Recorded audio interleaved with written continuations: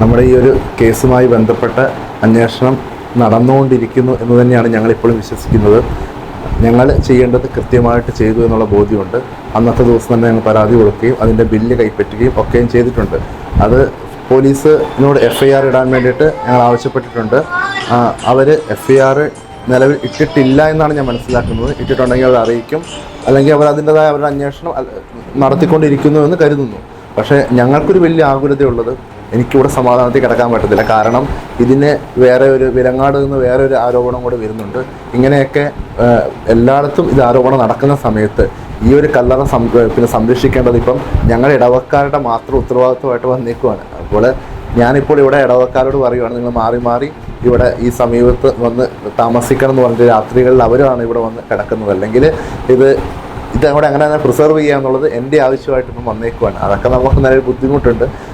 ഇതിൻ്റെ ദുരൂഹത എത്രയും പെട്ടെന്ന് എത്ര സ്പീഡപ്പ് ആക്കാവോ അത്രയും പെട്ടെന്ന് അത് സ്പീഡപ്പ് ആക്കുക. അതിന് വേണ്ടിയിട്ട് ഇടവക എന്ന രീതിയിൽ എന്ത് ചെയ്യാൻ പറ്റുമോ അതൊക്കെ ചെയ്യാൻ വേണ്ടിയിട്ട് നമ്മൾ വളരെ ഓക്കെയാണ്, ആൻഡ് ഫുൾ റെഡിയുമാണ്.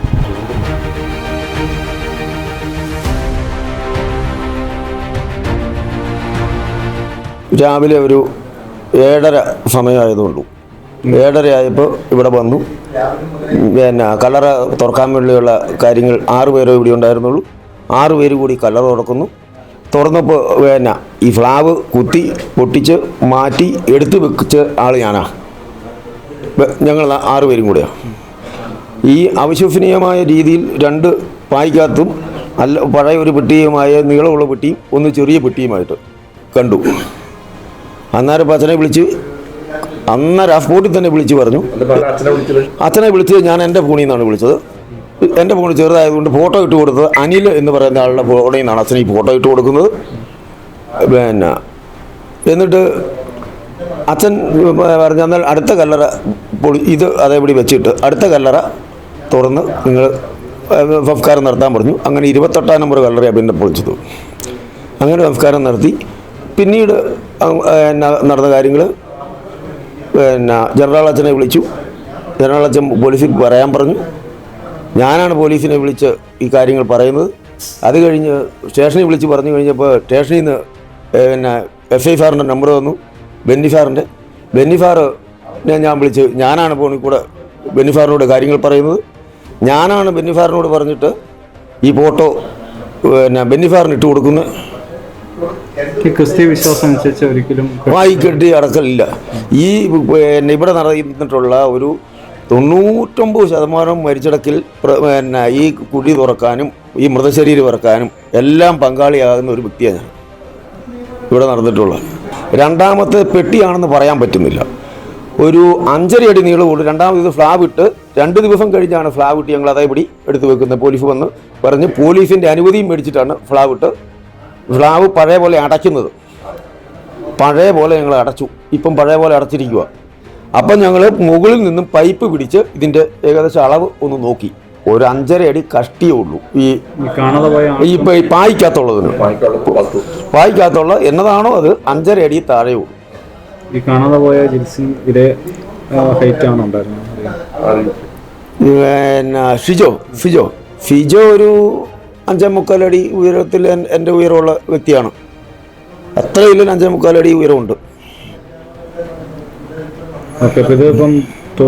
അന്വേഷണം വേണമെന്ന് അത് അന്വേഷണം വേണമല്ലോ. എനിക്ക് ഇത് അന്വേഷണം പിന്നെ ഏത് അന്വേഷണവും ആണെങ്കിലും ഇത് കൃത്യമായിട്ട് ഇപ്പം നടക്കണം. ഇവിടെ 2014 ഇവൻ മിസ്സിങ് ആകുന്നത്. 2015 അടുത്ത ബോഡി സംസ്കരിക്കുന്നത്. ഇതിൻ്റെ അകത്ത്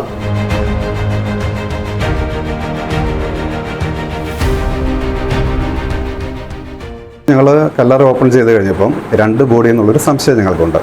പിന്നെ അതിനകത്ത് ഒന്ന് പായിൽ പൊതിഞ്ഞ് കെട്ടിയിട്ടാണ് ഉള്ളത്. അപ്പോൾ സാധാരണയിൽ നമ്മൾ പായിൽ പൊതിഞ്ഞ് കെട്ടി ബോഡി അടക്കാറില്ല. അപ്പോൾ തീർച്ചയായിട്ടും അതെന്താണെന്നുള്ളൊരു ആകുലത ഞങ്ങൾക്കുണ്ട്. അത് മാറണം. ഒപ്പം അച്ഛൻ പറഞ്ഞതുപോലെ ഇത് എപ്പോഴും സംരക്ഷിക്കുക എന്ന് പറയുന്നത് ഞങ്ങളെ സംബന്ധിച്ച് വളരെ വലിയ ഒരു റിസ്ക്കുള്ള കാര്യമാണ്. ബാക്കി കാര്യങ്ങൾ ഞങ്ങൾ അന്വേഷണത്തിൻ്റെ കാര്യങ്ങൾക്കൊക്കെ ഞങ്ങൾ സഹകരിക്കും. അതിനകത്ത് ഒരു വിട്ടുവീഴ്ചയില്ല. അങ്ങനെയാണ് കാര്യങ്ങൾ പോകുന്നത്. നമ്മുടെ ഇവിടുത്തെ വിഷയം എത്രയും പെട്ടെന്ന് ഇത് തുറന്നെടുത്ത് വ്യക്തത വരുത്തണം. അതാണ് ഇവിടുത്തെ ഇടവക ജനങ്ങളുടെ ഏറ്റവും വലിയ വിഷയം. പിന്നെ അത് മുൻപ് കാലത്ത് കല്ലറയിൽ ആരൊക്കെ അടയ്ക്കും എങ്ങനെയൊക്കെ അടയ്ക്കും നല്ല എല്ലാ വിഷയം. ഈ ഒരു പായ്ക്കെട്ട് വന്നിട്ട് ഇത് അധികം കാലപ്പഴക്കമൊന്നുമില്ലെന്നാണ് ഞങ്ങൾ ഒരു തീരുമാനം. അതെടുത്ത് പുറത്തെടുത്ത് എത്രയും പെട്ടെന്ന് ഈ വ്യക്തത വരുത്തി ജനങ്ങളെ ഇതിൽ നിന്ന് മാറ്റണം. അത് തന്നെ.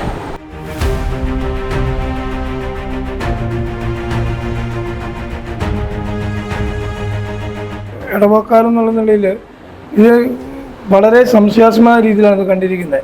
ഈ കല്ലറ തുറന്ന ആൾ ഞാനുമുണ്ട് തുറക്കുന്ന സമയത്ത് പ്രഥമ ദൃഷ്ടിയെ കണ്ട ആളാണ്. അപ്പോൾ ഇതിനകത്ത് ഒരിക്കലും നമ്മുടെ ഒരു ആചാരപ്രകാരം അങ്ങനെ ഒരു സംസ്കാരം നടക്കില്ല. അപ്പോൾ അതിനകത്തൊരു പായ്ക്കെട്ട് പോലെ കണ്ടു. അപ്പോൾ അതിന് ഞങ്ങൾ ഫസ്റ്റേ തന്നെ അച്ഛനിവിടെ ഇല്ലായിരുന്നു. ഞങ്ങളപ്പോൾ തന്നെ അച്ഛനെ വിളിച്ചു. അച്ഛൻ പറഞ്ഞു നിങ്ങളതൊന്നും ചെയ്യേണ്ട, അതങ്ങനെ തന്നെ വെക്കുക. പോലീസിൽ പരാതി കൊടുക്കാൻ പറഞ്ഞു. ഞങ്ങൾ പോലീസിൽ പരാതി കൊടുത്തു. അന്ന് തന്നെ കൊടുത്തു. വൈകുന്നേരം പിന്നെ കരിക്കോടക്കരി പോലീസ് വന്നു. അവർ ഞങ്ങളോട് കാര്യങ്ങളൊക്കെ ചോദിച്ചു. ഞങ്ങൾ കാര്യങ്ങൾ പറഞ്ഞു. അവർ പോയി. അങ്ങനെ 2-3 തവണ പരാതി കൊടുത്തിട്ടും കരിക്കോടക്കരി പോലീസിൻ്റെ ഭാഗത്ത് നിന്ന് ഇതിനൊരു വ്യക്തമായ തീരുമാനമോ നടപടിയോ നമ്മളോട് പറയുന്നില്ല. നമ്മൾ എന്ത് ചെയ്യണമെന്ന് പോലും അവർ പറയുന്നില്ല. ഒരു തവണ പറഞ്ഞു എന്ന് പറയുന്നത് കേട്ടു. ഇത് അതിനകത്ത് 2 ആളെ അടക്കം ചെയ്തതായിട്ടും പള്ളി രേഖയിലുണ്ട്. അത് രണ്ടും കണ്ടെത്തി. അതുകൊണ്ട് ഇനി ആ കേസ് വേണ്ടെന്നത്. പക്ഷേ അതങ്ങനെ തീരുമാനിക്കാൻ പറ്റില്ല. ഞങ്ങൾക്ക് വളരെ വ്യക്തമായ സംശയമുണ്ട് ഇതുമായി ബന്ധപ്പെട്ട്. അപ്പോൾ അതിനൊരു കൃത്യമായ വ്യക്തത വരുത്തണം. ഇതിൻ്റെ പേരിൽ ഈ ഇടവകയിൽപ്പെട്ട പലരുടെയും പല ആരോപണങ്ങളും പല വാർത്തകളും വന്നിട്ടുണ്ട്. അതിൽ വാസ്തവമുണ്ടോ ഇല്ലയോ എന്നുള്ളതല്ല, അത്തരം ആരോപണങ്ങളൂടെ വന്ന സ്ഥിതിക്ക് അതിന് കൃത്യമായ വ്യക്തത വരുത്തിയിട്ടേ പറ്റുള്ളൂ. ഇല്ലെങ്കിൽ ഇടവകം എന്ന നിലയിൽ, അല്ലെങ്കിൽ ഇടവക്കാരെന്ന നിലയിൽ, അല്ലെങ്കിൽ നാട്ടുകാരൻ എന്ന നിലയിൽ, അല്ലെങ്കിൽ സമൂഹം എന്ന നിലയിൽ ഞങ്ങൾക്ക് എന്ത് ചെയ്യാൻ പറ്റുമോ അതൊക്കെ ഞങ്ങൾ ചെയ്തതിന് വേണ്ടിയിട്ട് വ്യക്തത വരുത്തിയേ പറ്റുള്ളൂ. അത് കൃത്യമായിട്ടുള്ള കാര്യമാണ്. അത് വരുത്തിയേ പറ്റുള്ളൂ. ഇതിനകത്ത് ആരെ സംരക്ഷിക്കാനാണ് ഈ FIR ഇല്ല അല്ലെങ്കിൽ പരാതി സ്വീകരിക്കില്ല എന്ന് പറഞ്ഞാൽ കാരണം എന്താണ്? അതാണ് നമുക്കറിയേണ്ടത്. എന്തിനു വേണ്ടിയാണ് ഇത്രയും വാർത്ത വന്നൊരു സംഭവം? ദുരൂഹതയുണ്ടെന്ന് പറയുന്നു. ദുരൂഹ സാഹചര്യത്തിൽ ഈ നാട്ടിൽ നിന്ന് ഒരു മനുഷ്യനെ കാണാതായി എന്നും പറയുന്നു. അതിൻ്റെ ആരോപണങ്ങളും വരുന്നു. എന്നിട്ട് പോലും ഇവരൊരു FIR ഇടാനോ ഇതിനൊരു അടിസ്ഥാനമുള്ള കാര്യമാണോ ഇല്ലയോ എന്ന് തീരുമാനിക്കാനോ ഓരോ അധികൃതരോ മറ്റാളുകളോ ആരും മെനക്കെടുന്നില്ല. നമുക്ക് പരാതി പറയാൻ പറ്റുന്നത് നമ്മുടെ നിയമങ്ങളോട് മാത്രമേ ഉള്ളൂ. ആ നിയമങ്ങൾ നമ്മൾ സഹകരിക്കാതെ വരുമ്പം പൊതുജന നിധി നമ്മൾ എന്ത് ചെയ്യും? നമ്മൾ പിന്നെ ആരെ വിശ്വസിക്കണം? എന്തിനെ വിശ്വസിക്കണം? അപ്പോൾ ആർക്കെന്ത് തോന്നിയാസം ചെയ്യാമെന്നുള്ള അവസ്ഥയായില്ലേ? അപ്പോൾ അതുകൊണ്ട് അതൊന്നും നമ്മൾ അംഗീകരിക്കുന്ന കാര്യമല്ല.